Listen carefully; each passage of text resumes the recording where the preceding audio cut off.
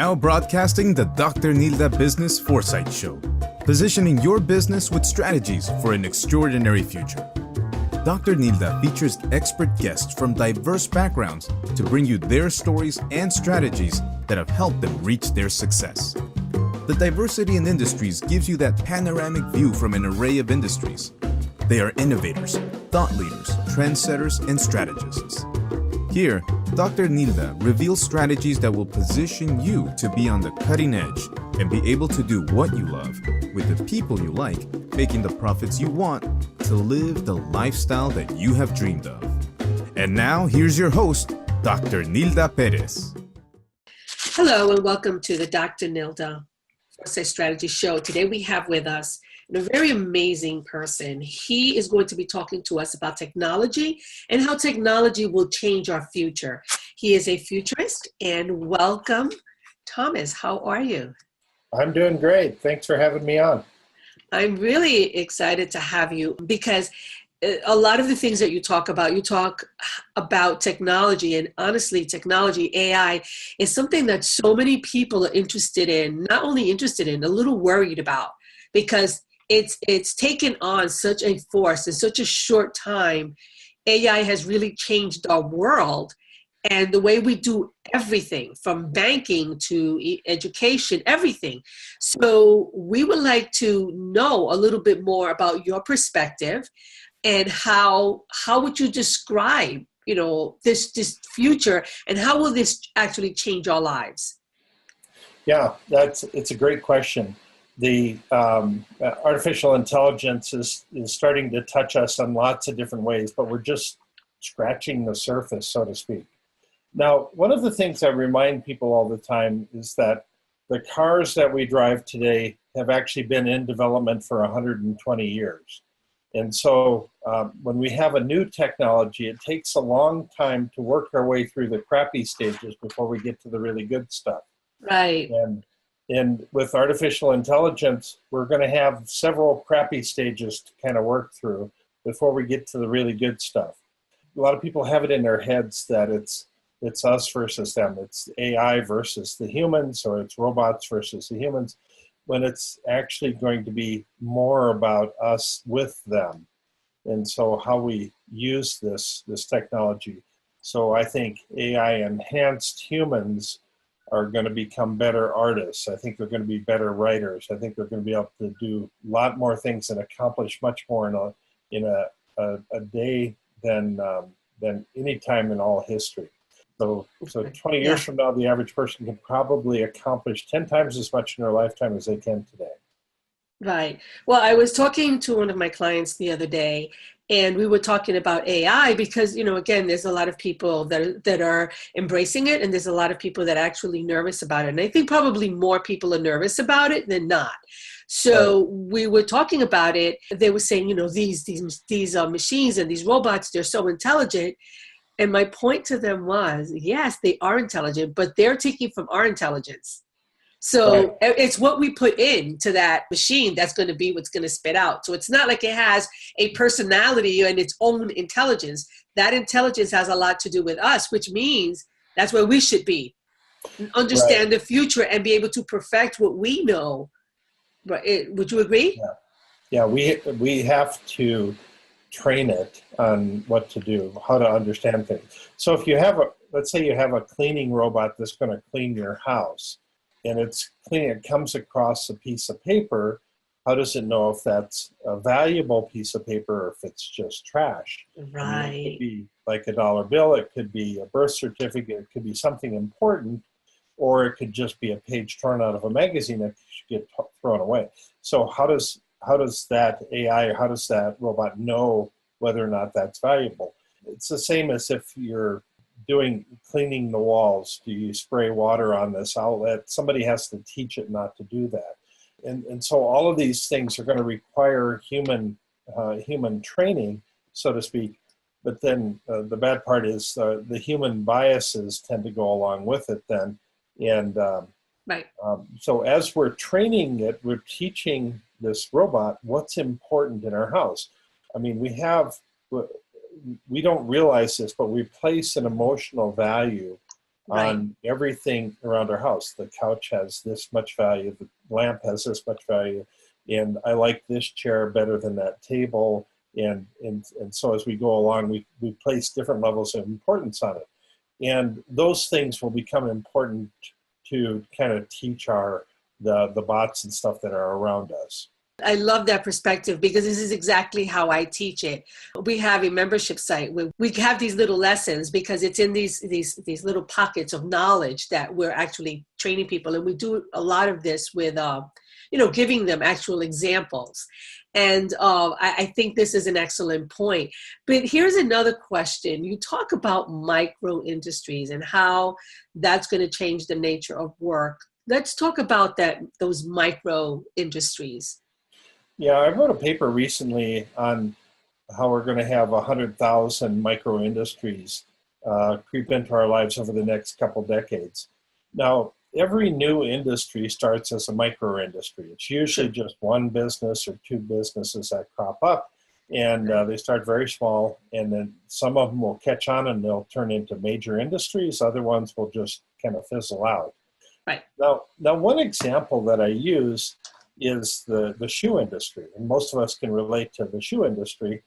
The three things that we come into contact with in the physical world most with is the shoes we walk in, the chairs we sit in, and the beds we sleep in. So I think we're going to have this never-ending stream of reinventing these things to make them better. Because we're always in search. We have this never-ending quest for the ultimate bed or the ultimate chair or the ultimate shoe. Right.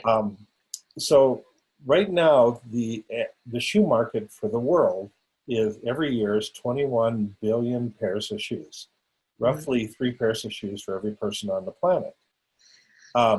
Now, the projections are that within 5 years, 5% will become smart shoes. That means that within 5 years, we're going to be selling 1 billion pair of smart shoes every year. Okay, will those be heels? Because I love my heels. I love my heels. And if they can engineer a heel that's super comfortable, I'm all in. I don't care what it costs. I'm all in. Yeah, so what does a smart heel look like? I'm not sure. So. We need to invent that. But if we take shoes as an example, and we turn them into smart shoes, at the Consumer Electronics Show in January, there was a company selling smart shoes for people that were a fall risk. So if they fall over, then they'd send out an alert for somebody to help them back up again. And I think that we're going to start having these hyper-individualized shoes that get created. And these shoes then will be very niche specific. So we'll create specific shoes for people that play lacrosse, for people that are mountain climbers, for people that are amputees, people that are left-handed, people that play organ. And so you can start going down the line and you start seeing all of these really niche shoes that are out there. So let's take, for example, you happen to like going out jogging at night. Right. So when you go out jogging at night, your shoe recognizes it's dark out. So it automatically summons a drone to fly overhead with lights on that are shining a light on the path in front of you. Fantastic. Now, the shoe then also has a payment system built into it because you've already set this up, and it'll start charging you $20 an hour to rent that drone to fly over your path. So it pays for that however long you're out. And then when you go back in the house, then it disappears. You can have the same type of drone that when you walk out in the rain, it knows that it's wet out, and all of a sudden an umbrella drone starts flying over your head and protects you from the rain. Also charging you $20 an hour or something like that.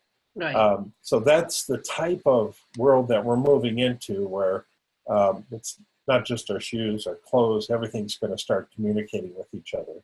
That's fabulous. I love that idea. I just think it's awesome. Even alerting you, because I live in a very rural area. So going out at night, as a matter of fact, I have a neighbor that has a tendency of going out at 4 a.m. it's something that I have to run out at 4 a.m. because I have to take my mom to work, and there's certain things that I have to do. And I'll be out there and I'm like, what on earth is she doing? It's dark out here. And so my pet peeve is she needs to be careful. I'm worried for her. And, Right. and so, having a smart shoe that can not only, it could alert her that there's a car coming, it could alert her that if there's animals, and that's the biggie. So sometimes they have, in our area, we have, bears, and we have animals that can attack because they're afraid, not because they would attack you typically, because at night they come out. So that's my concern for her, because the car lights she can see, but the animal she can't. So Right. that's an excellent use of a smart shoe. Right. I love that. Yeah. And so we're going to have a lot of ingenious people figuring out how to make smart shoes smarter. So with that said, what are the other things when you talk about chairs? I know that there's been a huge change in the beds and the chairs that we use. What do you see in the future for that? So a lot of the emerging technology that we have right now is the tools of creation, so to speak. Now, Chris Anderson, the former managing editor of Wired magazine, he said that when the tools of production becomes available to everybody, everybody becomes a producer. And so it becomes very easy for us to use things like a 3D printer to print the parts, to test things out, to try things, and to work on things. Right. Mm-hmm. And so invariably, we're going to start figuring out, people will figure out how to design chairs. Very likely, we're going to scan the body of the person, and we'll design a chair that perfectly fits that body. We'll probably start designing beds that are constantly moving, constantly in motion, that rock people to sleep, that change all the pressure points. And so it's the amount of creativity that's going to go into this, I think, is going to be staggering, because I think we're going to just come up with so many ingenious new ideas. Exactly. And new things make it to the marketplace that just would have never had a chance 20 years ago. Right. One of the interviews that we did with Tracy Hazard a few months back, she does 3D printing, and they create things from 3D printing. And she was saying the change, and the people that are coming to her with these genius ideas, and of course they're the ones that create it, but they create a 3D print, they create the mock, and then from there, of course they send it to get them made. But the idea that you can have an idea of something and you can bring it to someone who can actually create that for you, and you have that mock, it's a great place to start. So that's fabulous. 3D printing has allowed us, then this is AI, has allowed us to be able to see things before, they actually even happen. It's amazing. And then, again, perfecting it. Right. Right? Yeah, that's awesome. Yeah. So let's say you're an artist and you're trying to sculpt something, you're trying to make something, and the image of what you're trying to do shows up visually in front of you. So then you have a pattern that overlays what you're trying to do. And so you have a guide, so to speak. So that makes it easier. It takes a lot of the guesswork out of what you're trying to do. And so as an artist, then you can be much faster about how you're doing things, because you're not just working off a blank canvas all the time. Exactly. Starting point and give you an edge over other artists, so to speak. Exactly. My niece is a graphic artist, and she does all of our graphic arts. And she was telling me that where they spend a lot of time, once a logo is made, is trying to find the right configuration of colors. And she says she could absolutely see where AI can just take that over and do that for her, because she says I will be a lot more productive, because I'll spend a lot less time, actually finding the right colors, she says, it's so tedious, and people don't see that.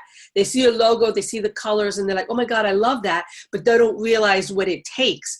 So she says right. AI would just take that right off my table. I wouldn't even have to worry about that. And I could continue creating the logos and continue to being creative in the areas where I'm, again, not so much most proficient, but definitely where she enjoys most. Right? Yeah, you could have a logo that the colors actually change. They change into the colors that resonate with the viewer the most. It's the same with music and songs. They can have lyrics that change to our relatives, our kids. We can have little reference points to different people around us. And so suddenly it becomes very personalized. And that type of thing becomes very possible in the near future. So I think, kind of the AI-generated music, the AI-generated art, but it's working with humans to do that. I think that's where we become far more efficient and productive along the way.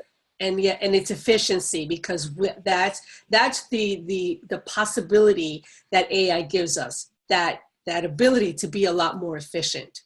Exactly. It cuts that time in half or even less, so that's awesome. Yeah. So we've talked about artificial intelligence and how it changes our life. Let's talk a little bit about how it changes the economy. Okay. Well, I mean, when people become more efficient, they can do more things. Of course. Now, I'll come at this from a roundabout angle, but okay. Artificial intelligence is going to be the basis for all the driverless cars. I mean, we have to teach these cars how to drive right on the road. Now, the driverless cars are going to be, I think that driverless technologies will be the most disruptive technology in all history. I think it's going to be more disruptive than the invention of the wheel, the invention of electricity, or the invention of the car itself. Right. Largely because we have more people on the planet right now, but just things happen much quicker nowadays. And so this will start affecting so many more people. And so if you think about it, a driverless technology, how does that start affecting our lives? Well, it touches us in ways that we hadn't expected, because it'll eliminate lots of driving positions. But as we have, somebody's going to own these fleets of cars that we can summon when we need them. We jump in a car and we take off whenever we need one. Somebody has to own them. Somebody also has to clean them. Somebody has to maintain them. And so there's a lot of work that's surrounding it. So we need this ground crew of support for whether it's flying drones or driverless cars. All of this stuff starts changing the job landscape, and that affects our income streams. It affects the business world. It affects who gets the money and who doesn't get the money. And so it's a great change agent, if you will. Right. Okay, fantastic.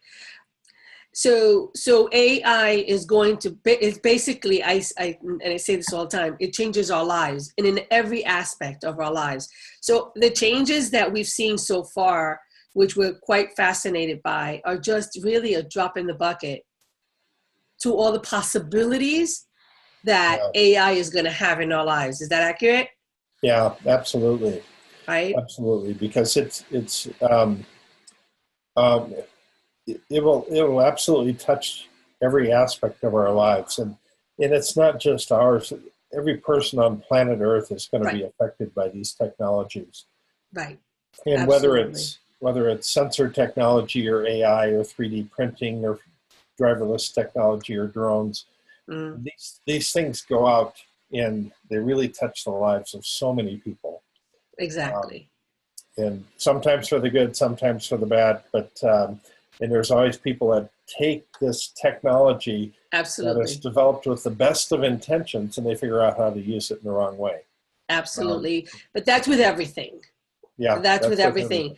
Right. So we can't throw away the baby with the bathwater, though.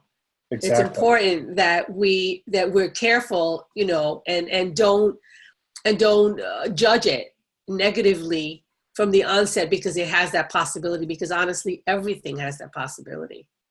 Exactly. Right. Yeah. Yeah. So I want you to give me, what do you envision as the top 2 or maybe 3 disruptive innovation technologies that are going to change our lives in the next 5 to 10 years?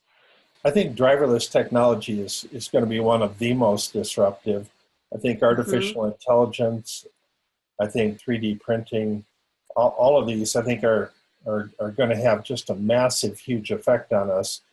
And then the cryptocurrency blockchain technology, that's going to force us to think about the financial world in a lot different ways as well.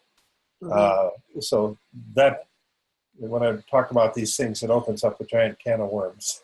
Yeah. Yeah. I bet it does. I bet it does. Again, AI is a wonderful thing. Technology is amazing, and it really does have this power to change our lives, and that's awesome.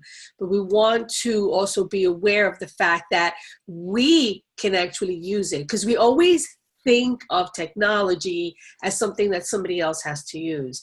Whereas I think it's coming closer and closer to people that have these ideas and these inventions with something like 3D printing, going to people like, my friend Tracy Hazard, and bringing them the idea and, working with them together to develop it. Whereas Right. before, I think it took so much more to get things done. I think technology is actually giving you that opportunity for the layperson to be able to have access to it and to be able to use it. And I think that's the beauty of it. I think that's the fascinating, that things don't longer have to stay in our head, that we can actually, bring it to fruition. I mean, whether it becomes the next big thing or not, Yeah. that's not the point, but to have the potential of working with it and doing it to me is fascinating. Would Yeah, you agree? that's some of the biggest challenges, to get the user interface so that it's easy for people to use, to bring it down to that first-time user level so that it's just so stupid simple that anybody Right. can do it. If you can do that, I mean, if you can take the complexity of life and move it down so that anybody can do it, then you've got a massive, huge business or an industry that you've just Right. created just because you made it easy. And a lot of the new technology is suffering from bad user interface. So we have to work our way through that to get to the good stuff. Mm-hmm. So how would you say, because of course I have 1,000 ideas here, how would you say that foresight could be incorporated into AI? How do we use AI to our advantage and in Yeah. helping businesses and companies and even individuals? How do we use that? Well, one of the easiest interface examples is that of the car. We know we can get into a car, we can use a steering wheel and a gas pedal and a brake, and that's all we need to know about driving a car. But with AI, we don't have the same physical things that we can just grab onto, and so we have to do these mental calculations of how does this work and how do we interface with it. And so it somehow has to recognize us, it has to understand us. And I think that's what we get to in the future here. And in the world of education, I think the world of education becomes a system where we have AI-enhanced teacher bots. Then the teacher bots then starts to learn who we are. It learns our idiosyncrasies, our proclivities. It learns our key reference points, the topics that we're interested in. It learns when we're functional, when we're non-functional, when our brain is alive and well, and when we're in a relaxation mode. So it knows everything about us, and then it'll learn what skills that we have, what skills we're proficient in, and it'll understand what we're lacking, and it'll be able to teach us the things that we're lacking and bring us up to speed. So it'll know when things are working, when they're not working, and when we've mastered a new skill. So that's where I think the world of education shifts dramatically around these AI teacher bots. And I think that's not too far off in the future. So here are my takeaways. My takeaway is that technology will change the way our future functions, our daily functioning. AI is going to be involved in all of that. It also, my other takeaway is that 3D printing is going to be available to a lot more people, and that they're going to have the ability to be able to use it to create their ideas and to facilitate their lives, to make it easier. Right. And we're going to be able to have a lot more hands-on with robots. We're going to have a lot of input into what this robot can do for us. So Right. those are my takeaways, and I think that's fascinating. Thank you so much, Tom, because this was awesome. I think this was a great interview, and I really enjoy you bringing it and you simplifying a very complex topic, because AI just seems like, I hear so many people that are so afraid of it. They're gonna, it's gonna take over the world. It's gonna take over, our lives. This is my conversation on a regular basis with so many of my clients and, people that read our magazine and come on the show. They're like, this is going to be terrible. Like, we're not going to have jobs. But if we think back, I mean, they used to, in the street lamps, they used to be, it was oil until electricity came. So this is an evolution and this is life, but understanding that we have the power to manage it. So that's been my biggest takeaway. So do you have any closing points? So the one key thing to remember is that we're not automating jobs out of existence. We're automating tasks out of existence. So it's not that the entire job goes away. It's just parts of the job do. And so the job itself then will get redefined. And so naturally we can do a lot of these jobs with fewer people in the future. But all of this is shifting and changing as we move forward. Right. And the more efficient you become, then the better the chance that you'll keep your job, because you'll be the person that actually creates that change. Okay, so thank you so much to my audience. I say thank you so much for being here with another amazing futurist. And today we talked about technology. If you want to have more information about technology, please go to our magazine. We have topics. Every month we have a different topic, and we have covered AI. So I would love for you to read up on it. Until then, I'll see you guys next week with another futurist and more information on how to simplify your life with futuring. Until then, I'll see you. Bye. Thank you for listening to the Foresight Strategy Show. You can hear host Dr. Nilda, co-host Rachel with featured guests every Saturday morning at 11 a.m. Eastern Standard Time on Facebook Live or anytime on demand. Visit www.drnildaperez.com/show. For more information, sign up to our Foresight Strategies Insider newsletter, a $10 value for free at www.drnildaperez.com/newsletter.